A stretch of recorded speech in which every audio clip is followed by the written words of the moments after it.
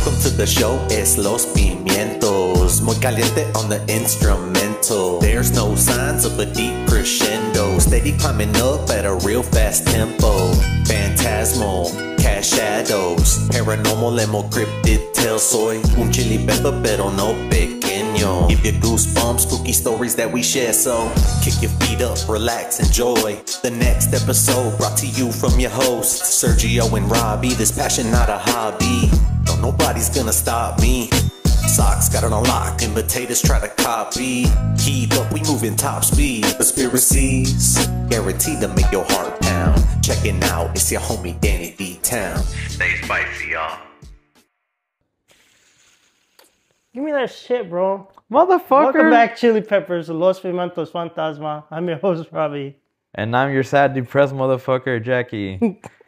Hey guys, it's Eddie. It's been a while. Motherfucker, give me back that shit. Now, how y'all been? I know it's been a while since me and Robbie done an episode, but let's just say a lot of shit happened. Mm-hmm. And a lot of shit happened. Not in a bad between us, but more like towards me, outside of life, basically.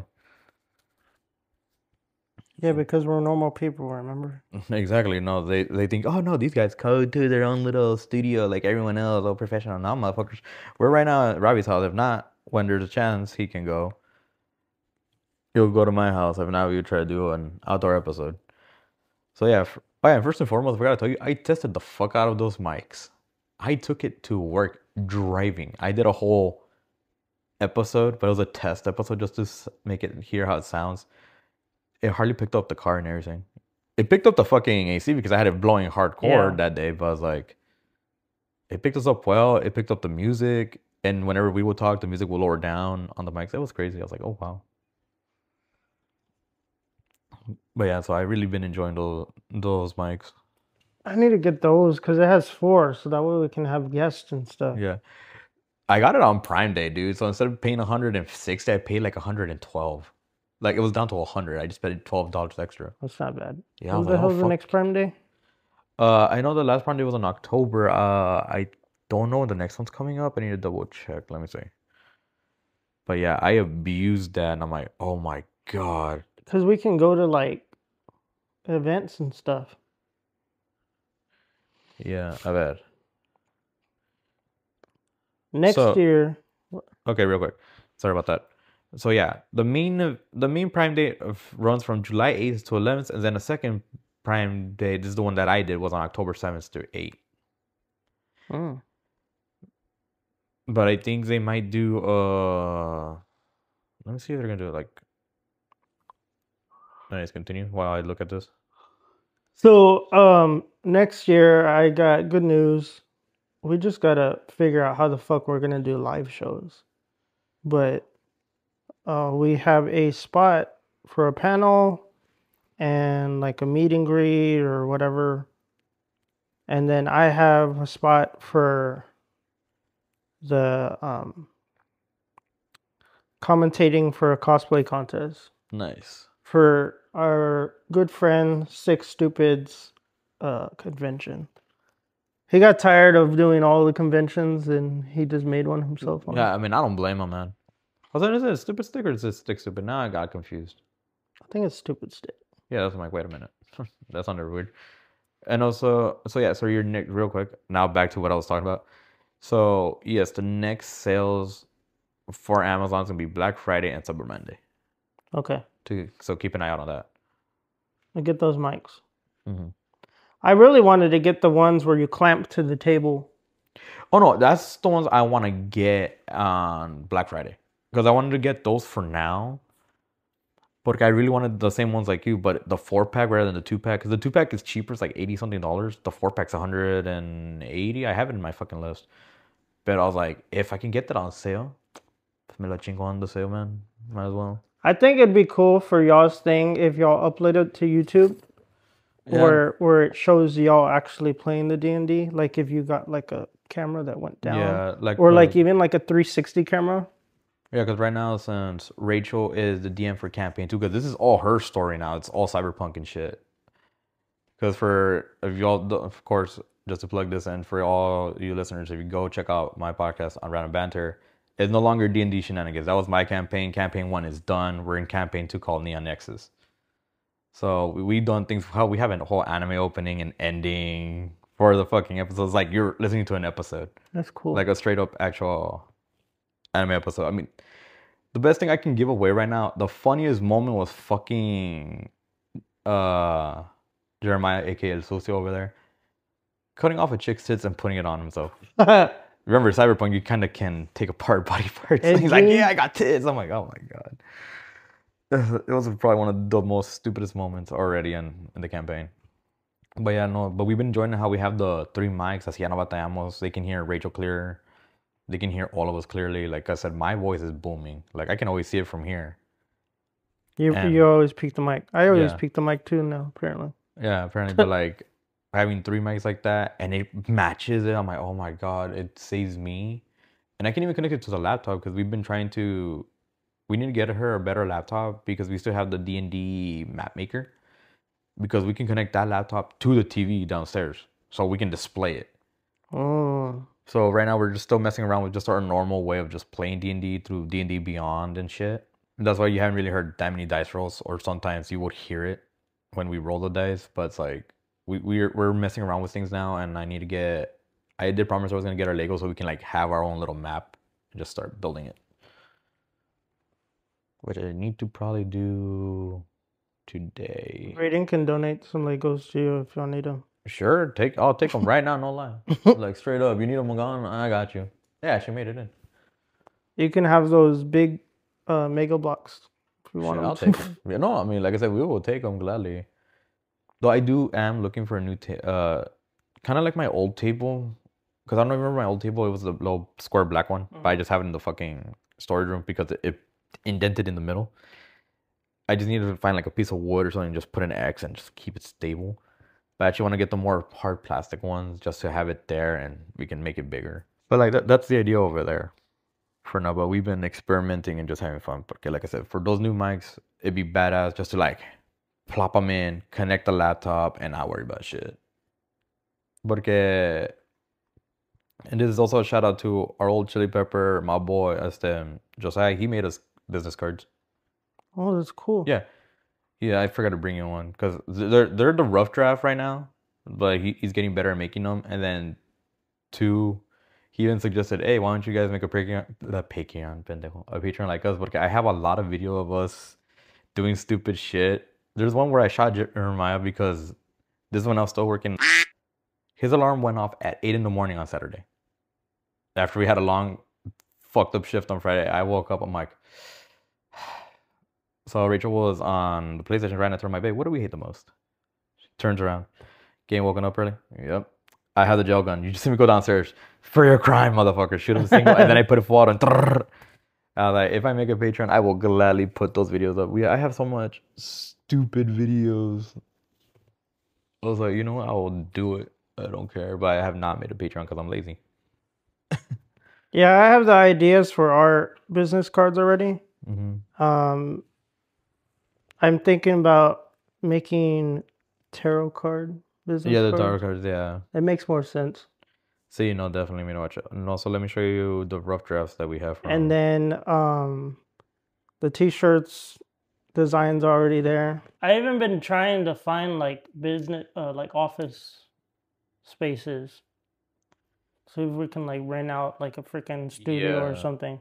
It'd be great. Or I think it'd be a lot easier and a lot cheaper if we went to, shout out to the Bibliothèque. Because I know, we talked about it last time, we never went. Because they have a podcast room there and it's for free. For free? I think, and it's a lot closer to both of us too. Yeah. It's right there, just going into downtown. Yeah. By Travis Park. Okay. So it's not that far from both of us. Yeah, no. Let me leave it there. Yes, like yeah, I know. I just went autism hit off and was like, I'm like, wait, hold on. Let me put that there. No, it's like even in my episodes, thankfully, like I said, I'm happy. Those also have really great noise cancellation. Even the transmitter has noise cancellation.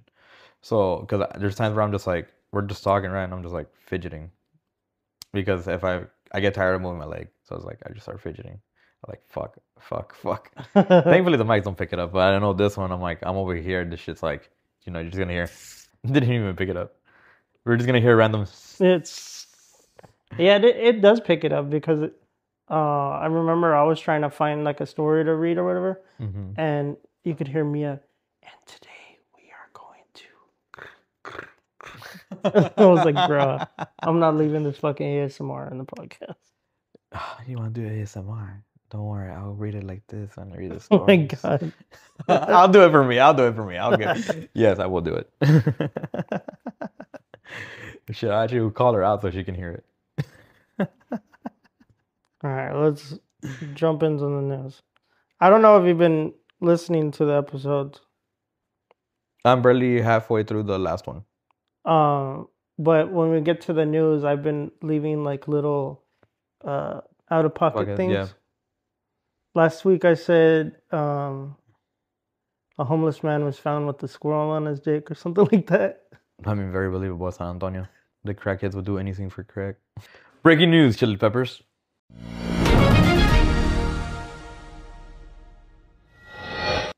Nothing this time? No, nothing. All right, so I don't know if you heard that they took a girl into custody because she walked onto Warren High School with 3 guns. No, I did not hear about that. Well, it was 3 weapons, so it was 2 guns and a knife. But she got through the first security. She was looking around the school, went into the courtyard, and then she was gonna like walk out. And then that's when they realized, what the fuck is she doing here? Because she wasn't even a student. It was just a random girl walked into the school, past the security. And don't they have metal detectors there? Yeah, some should. I don't know if that one has it specifically. Well, she passed that. And so then they found 2 firearms on her and a knife. But they don't know what her plan was, though. I was telling you this earlier that a lion with Down syndrome was spotted in the wild in South Africa. Huh. So I can only imagine what they looked when they saw that. They're like, I wonder if they thought he was high. Yeah, that's what I was going to say, too. It was like, they probably thought he was high and or just like, he probably ate some shrooms or something that fucked him. He was like, nope, it was Down syndrome. Damn, pobrecito. Poor Simba. That's Simba's brother. So we finally have some local recent news, because all the news I've been reading had been like weeks and weeks. Oh, yeah. So these 2 actually happened on Halloween. All right. So 4 hospitalized after Northside Halloween party shooting. A 17-year-old was found at the home with a gunshot wound and was taken to a nearby hospital. Oh, shit. The responding officers were informed by hospital that 3 additional victims were being treated for gunshot wounds as well. The victims, 2 16-year-old boys and an 18-year-old man, said that they were shot at the same home. All the injuries are non-life-threatening, but no arrests have been made and the investigation is still ongoing. It was a drive-by. Oh, okay. This one's crazy. Several people, including 1-year-old, hit by drunk driver on Halloween on the south side. Huh. Okay, south side. No, that makes sense. Yeah. I was about to say, like, wow, that's fucked up. Then, like, once you said south side, my brain clicked, like, no, that's normal. Never mind. It's so fucked up when you know it's like where we live at, so it's like it's kind of the nicer side versus when you know it's like, oh, this shit happened where? What side of the fucking city? It's like, oh, okay, that's normal over there. So the driver was arrested. Raul Trevino. I hope so. He was 61. He was charged with intoxication, assault with vehicle, collision involving serious bodily injury, and 2 counts of collision involving injury. The guy basically said he hit the gas a little bit too hard. He struck the parked vehicle, jumped the curb, then he hit a 29-year-old man, a 29-year-old woman, and their 1-year-old child. And then he crashed into a wall. Wow. Just wow. And again, this is an old man. Yeah. First of all, motherfucker, why were you drunk driving? Just the way he said it, though. I guess I hit the gas a little bit too hard. He didn't give a fuck. He's just like, I'm driving. Oh, man, it's so bumpy here. 10 points. I didn't know that they put speed bumps here. Oh my god. Why has this car never moved? Get out of the way, Jack has been crashed. I can just see it. Oh no. Dude, it reminds me of this reel that Rachel showed me last night when I got home because I got home around 7:30. I got let go around 7. Like I said, I did almost in a 12-hour shift. So it shows this guy recording this old man. It's like, Grandpa, what are you doing? Those are buzz balls. I was like, yeah, I'm making alcohol. But I'm like, these already are strong. I'm making them stronger. Oh, he's distilling the alcohol, right? In the alcohol distiller? Yeah. Yeah. And when they checked it's 130 proof, the dude tasted, he's like, oh my, oh yeah, you're gonna be fucked up. He called it what, buzz shine? I'm like, yeah, you're gonna be buzz shine, yeah. You're gonna be fucked, my boy. Alright, that's it for our news. That was a little short one. But I finally got some local recent news. Now a word from our sponsor. The night gets dark and the story gets too real. When the shadows crawl and your eyelids start to close, there's only one thing keeping Los Pimientos Fantasmal awake. Dubby energy. Yeah, okay, I'm gonna stop doing that. Dubby isn't your average energy drink. No jitters, no crash, just pure focus. The kind of focus you need when you're reading creepy tales or making sure the scratches sound in the hallway. It's really just the one. The flavor is straight up supernatural. Peach and peach. Galaxy grenade, my favorite. It's so good, it almost feels cursed. And my favorite has to be, honestly, peach and peach. But unlike cursed potions, Dubby is sugar-free, packed with vitamins, and won't leave you haunted by a crash. Dubby keeps us awake so that nightmares can't sneak in. So if you want to survive the night with us, go to www.dubby.gg and use code CHILIPEPPERS, spelled CHILLYPEPPERS, and save 10% off before something else finds you first. Just remember, Dubby Energy fuels your focus, feed your fright. And I'll reiterate, remember to go to dubby.gg and use code CHILIPEPPERS for 10% off, and you will also support us greatly if you do. If you don't remember, it's CHILPY. Wait, I forgot to spell. I was gonna say, how the fuck? Oh my god! As you can tell, he is not caffeinated. He's not drinking Dubby right now. He is currently crashing. I'm sorry. I haven't in a while, but I really want to try that Chainsaw Man one. I know. I just saw the Chainsaw Man collab, and that's another thing. Yes, thanks for reminding me. Right now, Dubby's currently doing a collab with Chainsaw Man. So if you all know, we had done Solo Leveling collab. Now we're doing Chainsaw Man. So you can get a special tumbler and a special flavor featuring the cast of Chainsaw Man. Blood orange. Yeah, it's blood orange. I'm currently going into Dubby to double check it's in there. And it is. Yeah, the cup looks cool too. Yes, so right now, let me see if I can just get into it. Yeah, here we go. So it's Bleeding Orange Chainsaw Man collab. Let me read you the info for our dear viewers if you are interested. So yeah, rev up and slice into fresh blood oranges inspired by Chainsaw Man. This carefully crafted bleeding orange flavor is sure to make your taste buds dance with each sip. We partnered up with Crunchyroll to bring you an officially licensed Chainsaw Man flavor. This unique Dubby Energy drink tastes like ripe blood orange grown in the orchard of Sicily, Italy, only for a limited time. While supplies last, you can watch Chainsaw Man movie Razor Arc in theaters October 24th, 2025. Oh, and just so you all know, this is a disclaimer. Due to unique licensing situations, no discounts are allowed on this item. So any of the collab items are not allowed. But everything else, yes, you can use our code. So for example, you want to get like Japanese yuzu, s'mores, tiger blood, like all the regular stuff. The ramen one? Yeah. It's really good. You guys can use our code and get it still discounted, or use anything like that's normal. You will get a discount from using our code. But yeah, that's pretty much it on Dubby. Now to our Reddit stories. I dubbed it Reddit stories because we haven't been getting a lot of listener stories. Yeah. Hopefully, Hopefully we will. Yeah, no, I've been seeing the posts randomly pop up on Facebook and Instagram. I'm like, damn, we haven't gotten that many. But I mean, it makes sense. I know some of y'all are either too busy or anything, but don't worry. We'll be waiting. Yeah. I mean, hell, you can even make it up. I'll gladly read it. I don't give a shit. I mean, how we read, what did I read? I made one about taking a shit being a scary story. You made me read something about a cursed dildo. Yeah. There's it's already been out there, man. Shit, go nuts. So I found the best stories I've been finding are like police stories, first responders, the 911 dispatcher stories. Yeah. Yeah. These are the creepiest ones I've actually found. Ooh. So, here, I'll give it off to Jackie. A number of years ago, we were called to a body dumped in the stairway of a public housing building. As we arrived, we shoved the floor mat into the door to prop it open. This young guy gives us a hand and we secure the scene.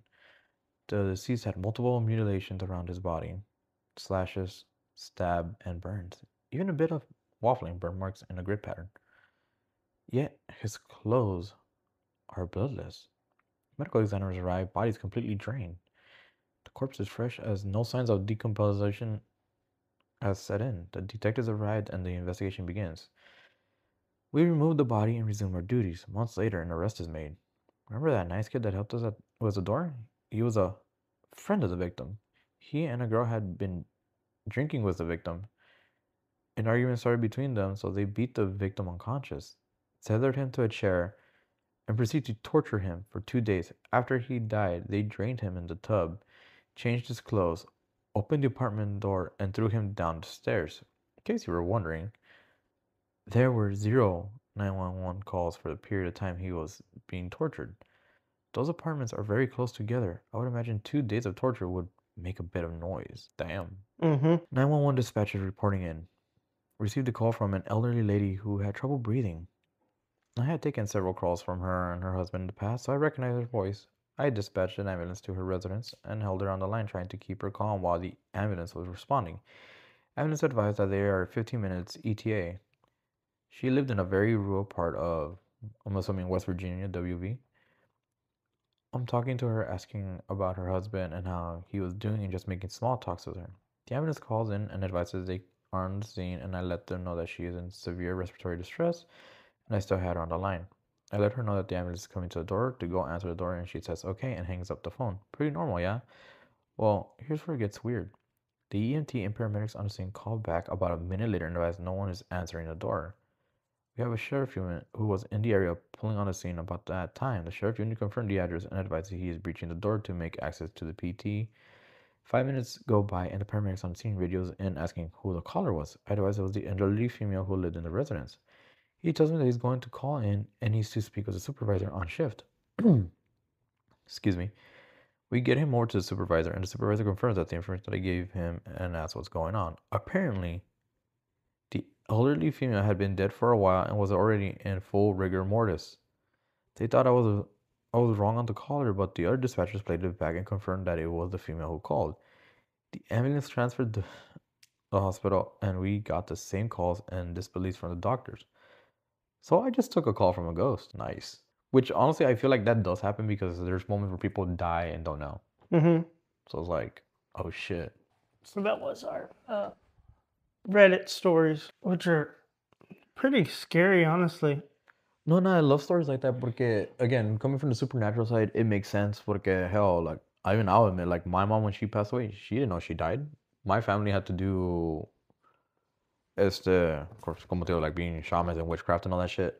I had to tell her, like, no, you're gone. Like, I found that out way later. I'm like, oh, shit, I didn't even know. Like, no wonder I felt like I still had my mom near me even though I was crying my fucking eyes out. Like, I think I've said this a couple times where I dream of people that passed on already. One of my uncles, he didn't even know that he passed away. He passed away tragically, like a car fell on him. Hello. And yeah, when I had the dream, like he didn't even know that he passed. So I had to tell him. And no, like that's some crazy ass shit right there, though. It's like, yeah, I just need to get a call. I'm getting this call right here, you know, and just be like, oh, hey, what's up? It's good to hear you, man. Oh, you're having stress. Don't worry. And it's like, what do you mean? What do you mean that what I do wrong? It's like supervisor comes in and she's like, no, that's the elderly woman. Yeah, no, she's been dead. Like, can you just imagine her reaction? Be like, I know the viewers can't see it, but I'm just doing the whole shock face from what was it, Friends, I think. Where it's like, oh shit. It's like, wait, hold on. Is that why we have so much like residual hauntings and stuff like that? Yeah, because some of them don't know if they died, died. while some that did die have a lot of negative energy, so they get stuck to try to get revenge or just get revenge on whoever is in the area. That's how like poltergeists and stuff happen too, right? I know we haven't done it yet, but I want to try doing like videos where we react to things. Because I've found a lot of there's a documentary, like a mockumentary type thing. And it actually goes into a lot, but not as much as you'd think. Like the one that they had before actually shows like him as a child and stuff like that. This one is more of a like, it was like the 33rd victim that finally got him caught. Okay. That's where it shows off from. But I have this is going to be the longest like case that I've ever talked about on here, because I have so much details on it. Go for it. So John Wayne Gacy was an American serial killer and a sex offender who raped, tortured, and murdered at least 33 young men and boys in the Chicago area between 1972 and 1978. So to get us into the spooky spirit, why not talk about the killer clown, Patches the Clown, or Pogo the Clown. He's a very active, well-known person in his community. He was like, basically like, he helped everybody. He did like Boy Scouts. He did color guard. What else did he do? He was like a construction person, or like whatever, like the house interior people. And like he would get people jobs, or like if they were on the streets and stuff, he would just give them a job. 26 of his victims were found buried under his house in Norwood Park Township, Illinois. 3 others were buried on his property, and 4 were tossed in the Des Plaines River. So 2 people were found buried under the concrete inside of his garage. And the other ones were all found, there were like bodies stacked on top of each other inside of his crawl space. And then the last 2 ones were found in the river on like there's a river, and then there was like an island in the middle. Yeah. He dumped them there. Oh, okay. He would often invite people to his place, sometimes saying he had a job for them, and then get them to wear handcuffs as part of a fake magic trick before attacking and either strangling or suffocating them. Gacy primarily targeted young men and boys, many of whom were gay, bisexual, or young runaways, often between the ages of 14 and 21. His first victim was, I think he was like 12. Once the victim was subdued and unable to resist, Gacy would then engage in sexual assault and torture. This involved rape and other horrific physical and sexual abuse. The accounts of survivors and the evidence discovered paint a picture of Gacy's actions being driven by sadism and need for control and sexual gratification that came from the victim's fear and pain. So his main way of killing these people was like asphyxiation and strangulation, often with a rope or a tourniquet. Yes, a grope, you know. Totally. He would do that. he would basically tourniquet them. Like he would put the rope and then he would put a stick through it and just keep twisting and twisting and twisting. This method let him keep a tight grip and make the act last longer, which matched the sadistic thrill he got from having such control over his victims. The body disposal had a crawl space under his house, and I think he dug it pretty far down to where he could stack 22 bodies. Yeah. In his crawl space. The most infamous part of his crimes was his disposal method. He buried 26 victims in the 40-foot crawl space under his home. The overwhelming smell eventually became so potent that he was forced to cover the area with lime. So he put freaking limestone everywhere under there. Damn. So that all the decomposing bodies wouldn't smell as bad. Yeah. That's a smart guy. The other sites, 3 bodies were buried elsewhere on his property, under the garage and in the backyard. And 4 victim bodies, included the last one that led to his capture, were dumped into the Des Plaines River south of Chicago. So the grand finale, the investigation that led to John Wayne Gacy's arrest, and the shocking discoveries of his victims began with the disappearance of his final known victim, victim number 33. The key to his downfall, Robert Peist. Gacy's long crime spree ended because of one final victim, 15-year-old Robert Peist, in December 1978. So Robert told his coworker he was going to meet Gacy, a local contractor, about a construction job before his mother picked up from the pharmacy, and he never came back. Because Robert's mom was waiting right there, and the police quickly learned Gacy was the last person to see the boy, all eyes immediately turned on him. So in the documentary thing, the mom's basically waiting outside of the pharmacy to pick her son up from the job. And after a while, after his shift ends, she's waiting there for about an hour or two, and then she goes into the pharmacy and asks the girl that's there, "Where's my son?" And she says, "Well, he said he would be back after a while." So then they find out where he's at, or who he was with, and then John Wayne Gacy happened to leave one of his business cards with the girl. So that's where he fucked up. When the police went to Gacy's house to talk to him, they found a number of suspicious things, including different people's IDs, and a foul smell that Gacy tried to blame on bad sewer or poor ventilation.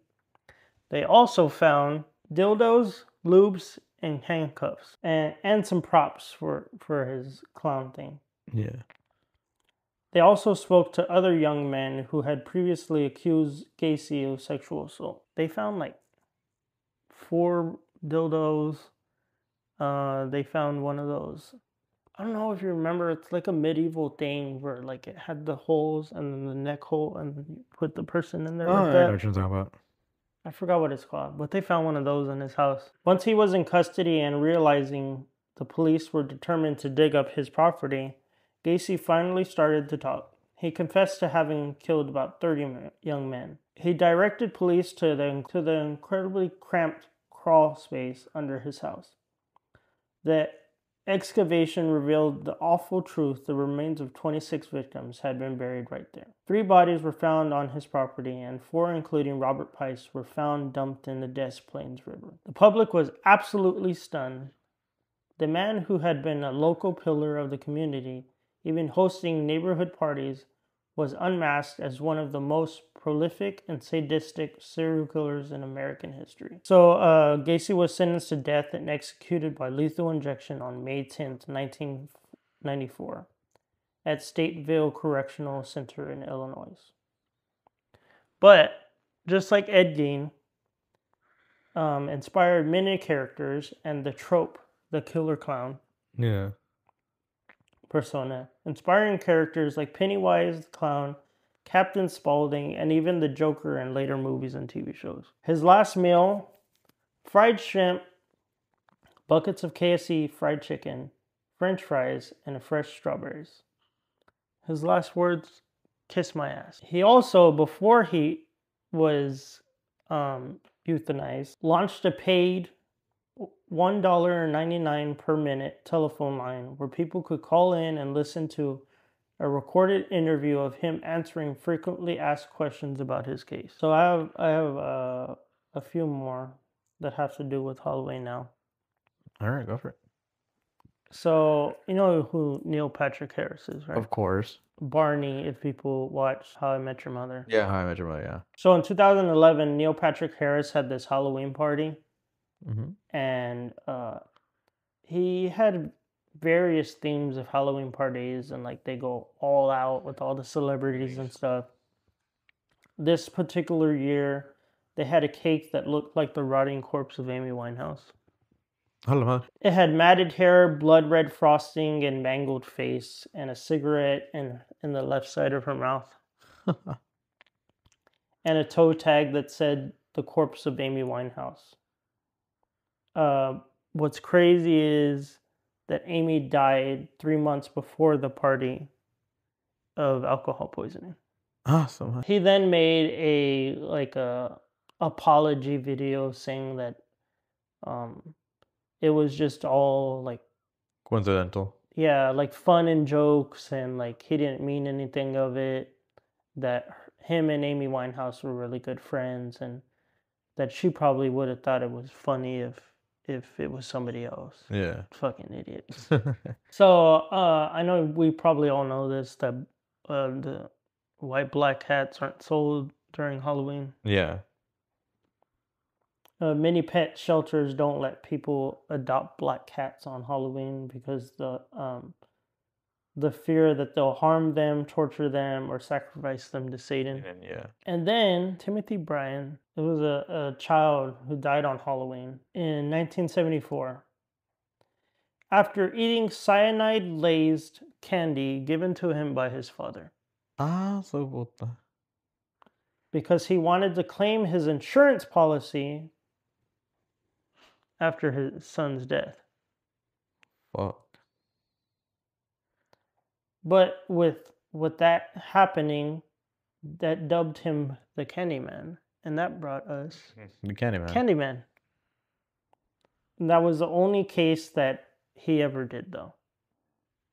And that's why so many years after that became the whole check your kids' candy, there could be cyanide. Or for some fucking odd reason, razor blades. Yeah. Or then now it's become such a meme. It's like, oh my god, careful! I found this Glock. Yeah, I found this Glock in my Snickers bar. The fuck? Like, oh my god, like, yeah. It's because nowadays, honestly, it's a lot of we all do a lot of satire. Like, be honest. Because again, I think it goes to the point where now, like, a lot of this generation or older generations, because we look at the younger ones and it's like, you guys can't fuck up that bad. And then some of us older generations, like from the younger generations, will look at other and like, God, you guys fucked up that bad. It's like, it's just not pure satire. It's like, yeah, it'd be like that. I saw one too where it's like, you're stupid, because what drug dealer is gonna want to share their drugs with kids, or even like share that at all? Exactly. Like, who the hell is gonna put drugs in candy and then just give it out?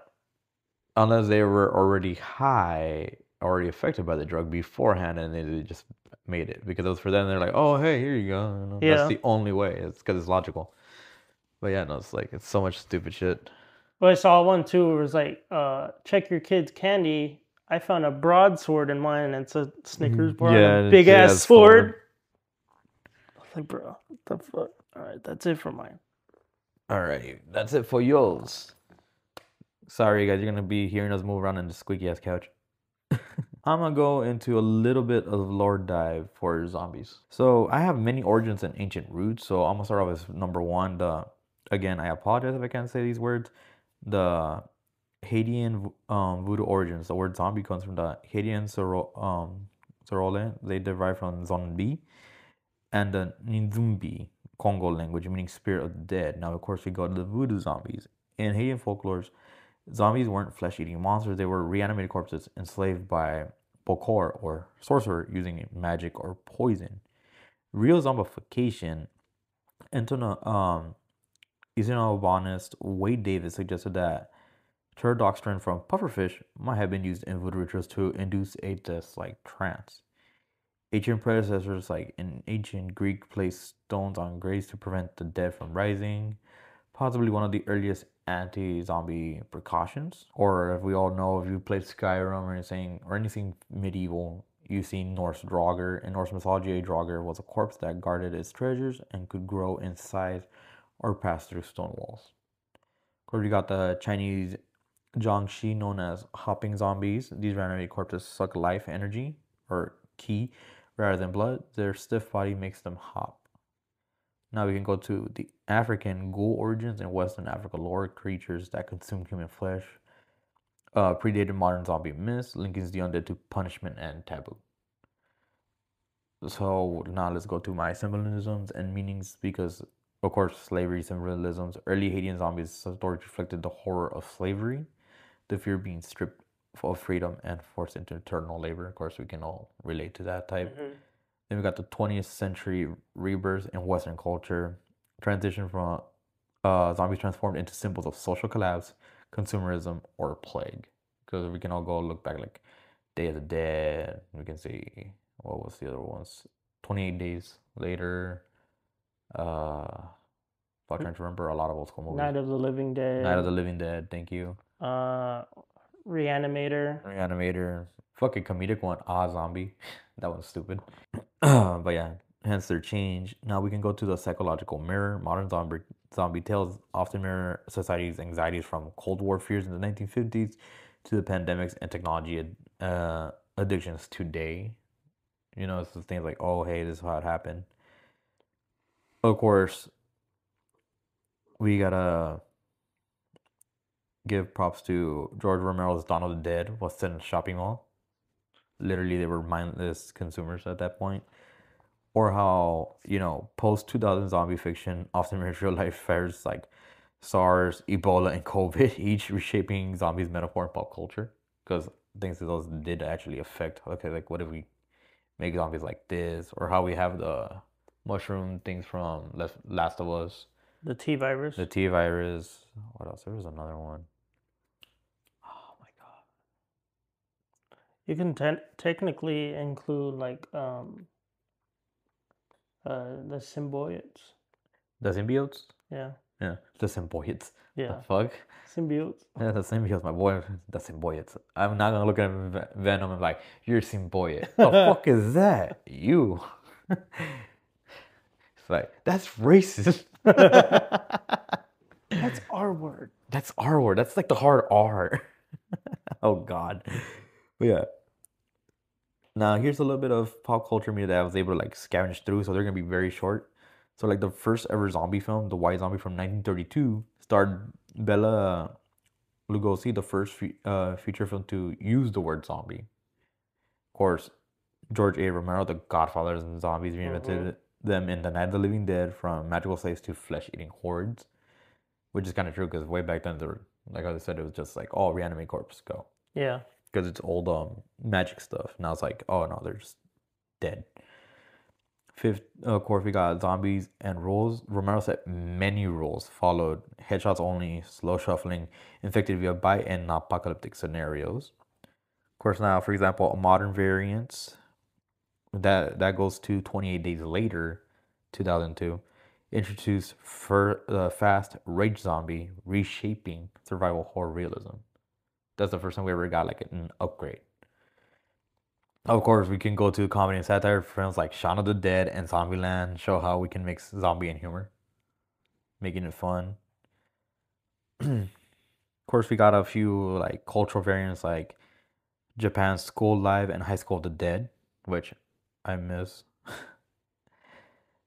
Then of course we got Korea's Train to Busan, made an emotional tragic zombie mainstream, which great films, because I've been watching the animated one, the prequel.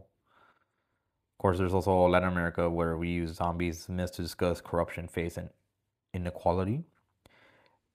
Now I'm gonna go take you guys to how zombies affect literature and philosophy. Yeah, like I went in deep and just grabbed little notes and just like, fuck it. So, for example, let's go to the earliest zombie story. This is the one I found from the Epic of Gilgamesh. From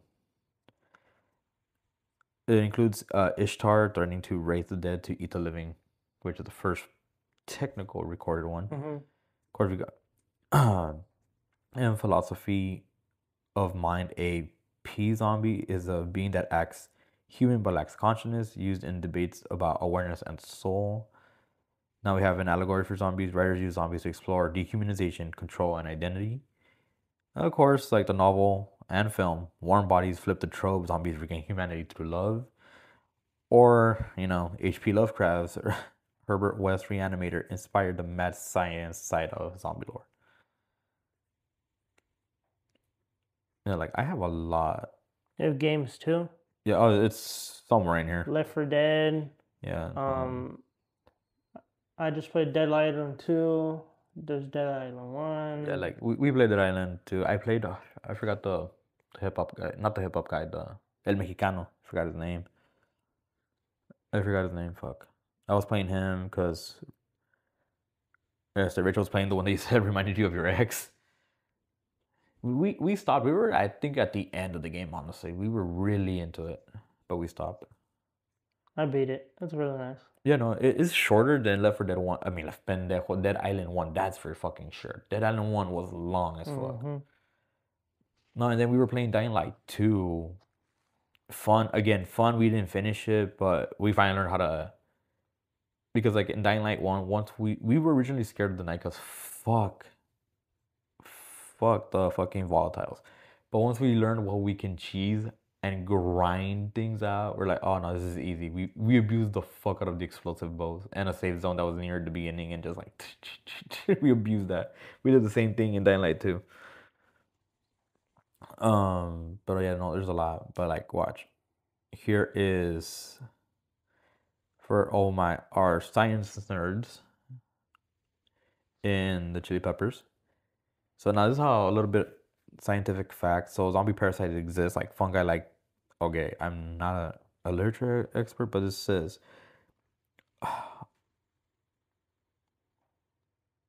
Ophiocordyceps controls ants' behavior. The zombie ant fungus inspired The Last of Us.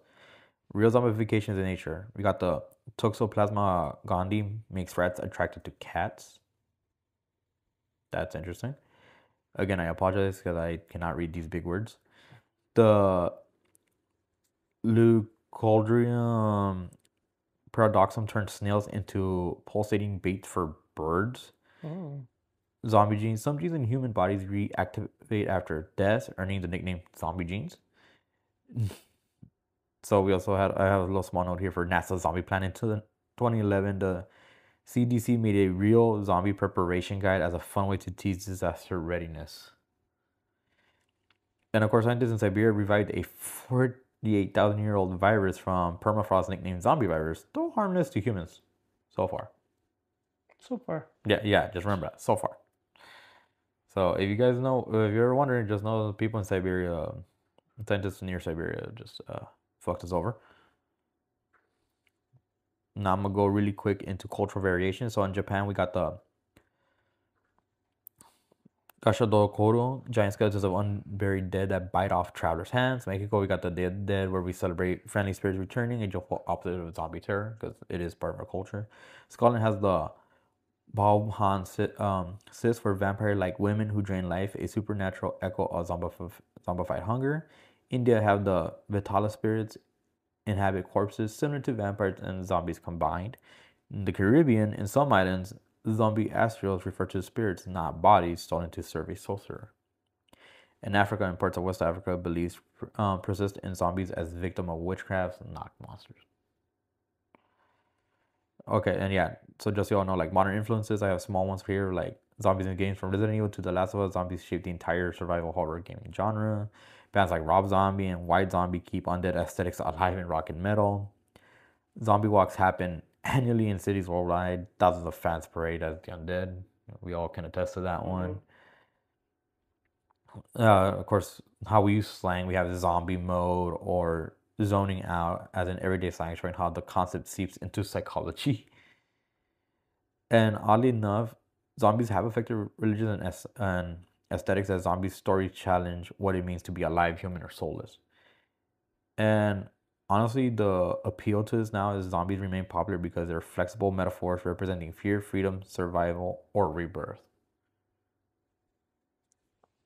Which is things to just keep you there thinking about what zombies really have exploded from way back in the 1930s to now. Mhm.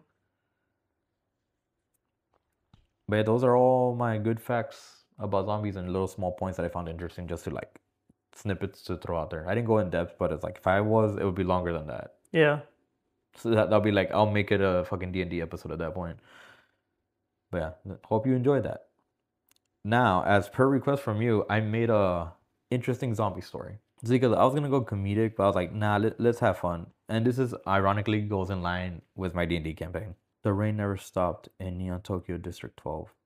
It poured acid green and hissed against the metal streets.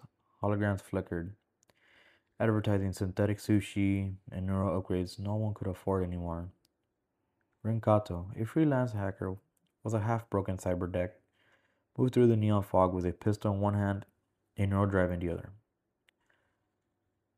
Her mission was simple: steal data from HoloCorp, the mega corporation rumored to be experimenting with neural reanimation. She thought it meant AI resurrection. She was wrong. When she breached the lab server, she found live footage, humans wired to machines, twitching in sync. Their flesh was gray, but their eyes glowed electric blue. The files was labeled Project Lazarus.exe. Before she could finish the download, an alarm screamed. The lab doors blew open, and the first one stumbled out. A scientist was what was left of one. His cybernetic implants wearing as decaying flesh tried to keep up. He didn't moan like a classic zombie. He spoke, glitching and stirring through synthetic vocal cords. Feed the code. The virus wasn't biological. It was digital. A mind virus that infected both flesh and machine, spreading through cybernetic implants and neurochip. Now the city was falling. The rich sealed their towers. The poor fought in the streets. And Rin was caught in between, trying to survive in a world where the dead didn't just rise, they upgraded.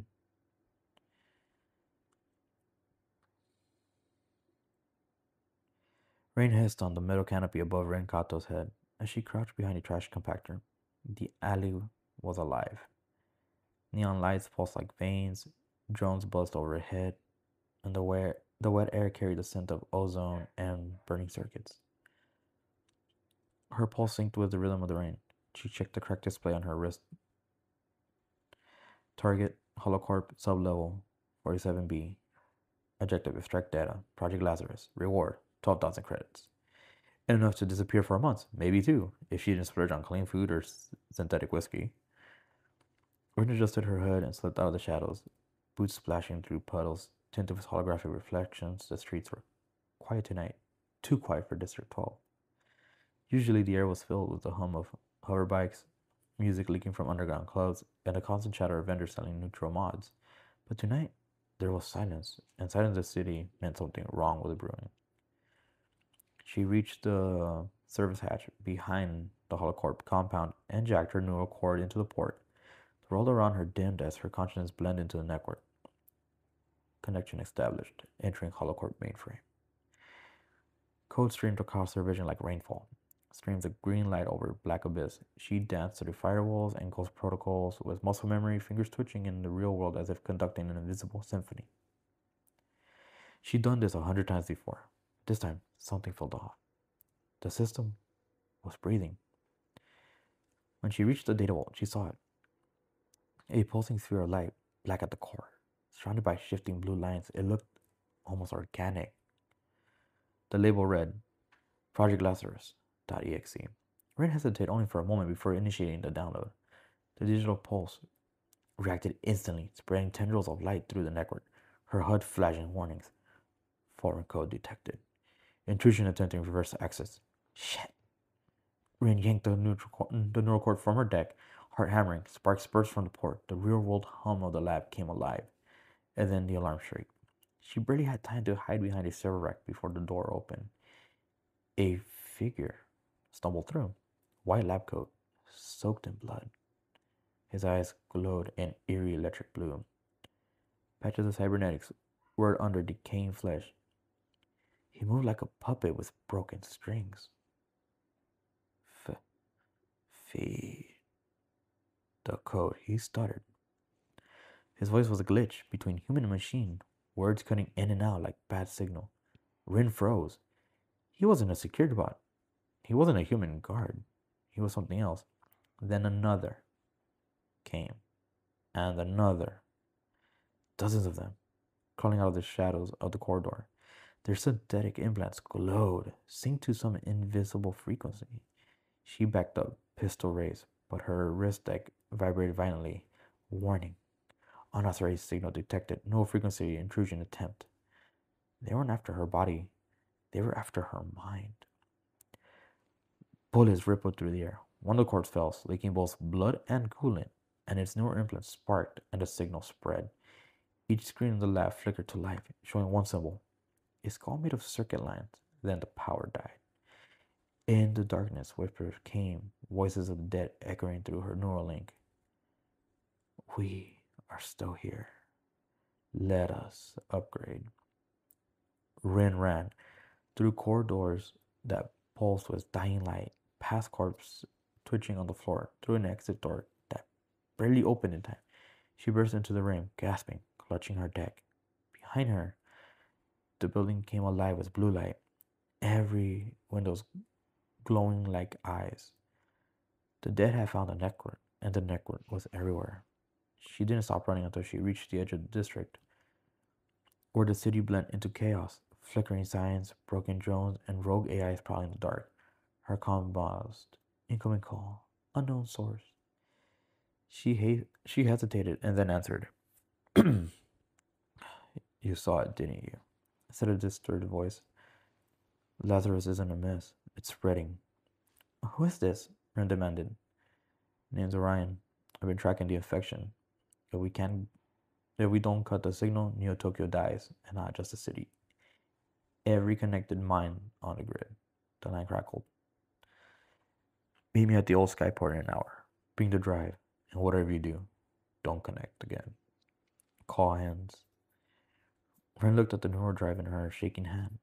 It was pulsing faintly like a heartbeat, and somewhere deep inside, she swore she could hear it whisper her name. The skyport was supposed to be abandoned. A rusted skeleton of the old world before drones replaced pilots and before corporations owned the clouds. Rin crept through the shattered gates, her boots crunching on broken glass. Wind howled through the hollow terminals, carrying the distant hum of the city behind her. Sirens, screams, and the crackle of burning neon. She'd seen chaos before, but this was different. The city was sick. Every few blocks, billboards flickered from ads to distorted faces. The infection wasn't just walking corpses, they were in the network now. People's neural augments were turning them into remote puppets. She saw one in the distance, a man twitching under a flickering streetlight, screaming as his cybernetic eyes turned blue and static poured from his mouth. Then silence, then motion. His body jerking upright again. Rin gritted her teeth and kept moving. She reached the old control tower, where a flicker of light pulsed through the window.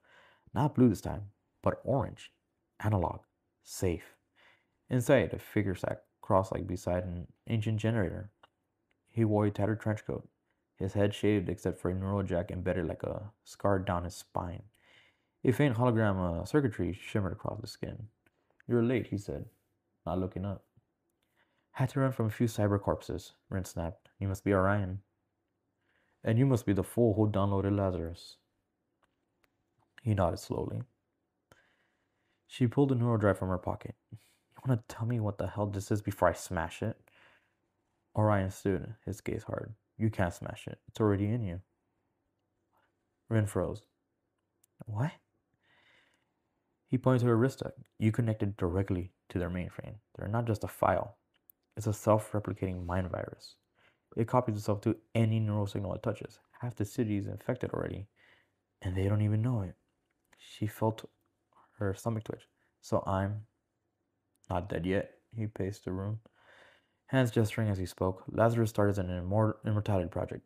HoloCorp wanted to merge human consciousness with machine system, upload minds into synthetic bodies, but the human brain doesn't translate cleanly into code. It fractures. Every uploaded conscious becomes twisted, half human, half corrupt data.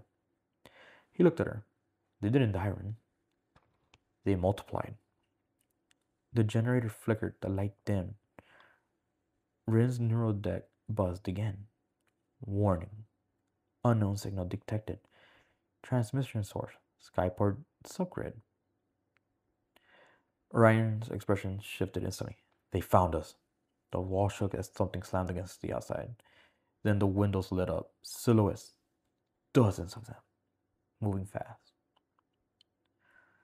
Rin pulled her pistol. Orion grabbed a shock baton. Flicked it on with a metallic glow. The first creature crashed through the window. Its face was half machine. A chrome jaw, LED eyes, circuits threading through exposed skull. It screamed in binary tones as static burst from its mouth. Rin fired 3 shots. 2 hit. 1 clean through the skull. The creature spasmed, sparks flying. But even as it fell, its implants glowed brighter. Don't let it touch the systems, Orion yelled, slamming his baton into another attacker. Electric arches flashed in the dark. More of them poured in. Infected cyborgs crawling across walls, shrieking code fragments like corrupted prayers. Rin dodged a swipe, rolled behind the console, and jammed her deck into an old analog port. I can overload this upgrade. Do it fast. She bypassed the corrupt data streams, finding the pulse that tried to invade her mind. Her vision blurred with static. For a second, she saw faces inside the data, crying, glitching, reaching out. Help us. We're trapped. Then she hit execute. The tower exploded in light, a shockwave of static electricity that fried every cybernetic system in range. The infected fell, twitching, then silence. Smoke filled the air. Rin gasped, clutching her deck, her nose bleeding from neural feedback. Orion stood over the fallen bodies, chest heaving. He looked at her with something between fear and respect. You got skills, and now you got the virus. Rin wiped the blood away. You said I wasn't dead yet. You're not, but the longer you keep that drive, the more Lazarus will try to rewrite you. It doesn't just infect the machines anymore. It's learning from you. Outside, the city skyline glowed blue. The infection was spreading faster than either of them realized. Orion looked out the window, eyes hard. We have one chance to stop this before the entire grid collapses. We need to go to the core. HoloCorp's main server nexus. Rin glanced at the pulsing drive in her hand. Then let's burn their god to the ground. And there we go. And that's my story called Neon Rot. Nice. Yep. So I just read basically a summary of the prologue, chapter 1 and 2. Because I do have chapter 3, but I can read that another time. We're in the next episode. Yeah. But yeah, that way, you know, like I said, this one's not based off, but it's inspired by just the cyberpunk world we're doing in my campaign, because it's a whole separate entity. It's like just taking the cyberpunk aesthetic but making it zombie. Mm-hmm. Because when we were playing cyberpunk, which was the true inspiration for Rachel wanting to make the D&D campaign cyberpunk, is there's these enemies called cyberpsychos. And technically I can derive it also from Borderlands 4 from playing it, is when they rip off their control unit, they go psycho and shit, like their brain gets fried. But yeah, these cyberpsychos are basically lunatics or serial killers, or some of them are like zombie-like. So it makes sense. That's why I inspired it after that. Yeah, we'll end the episode there. Sounds good. So you can listen to this episode and every other episode we've done so far on Spotify, Apple Music, Podbean, Amazon Music, iHeartRadio. You can also follow us on TikTok. But soon I want to make a video. I see a lot of people making videos saying, like, if you have stories or whatever, put them in the comments, you know? Yeah, definitely. So we can start making that. Follow our YouTube channel. We also have YouTube music. I forgot about that. You can listen to our podcast directly there. You can also comment, right, and we'll see it right away. You can follow our Instagrams. They're always in the link in the description. Join our Discord. Leave us suggestions, or eventually become a guest on our show. Or write stories and make sure you send them over. That way I can read them. Yeah. Yeah. Like I said, it doesn't even have to be a legit story. You can literally go ChatGPT or just make one up. I don't care. I will gladly read it. Check out our Reddit. I'm still trying to figure out how the fuck you make a page to where you can send stories to that page. But you can do that. You can also join our Patreon, which is only $3 a month right now. It has a few stories on there. Eventually, you'll have more. Yeah, like how Robbie said it, we plan on doing React videos and stuff later. And then also, like Jackie said before, use code Chili Pepper for a 10% discount on W. As always, Chili Peppers, thank you for listening. And as always, Stay spicy, y'all. and Dracula, get off my cot.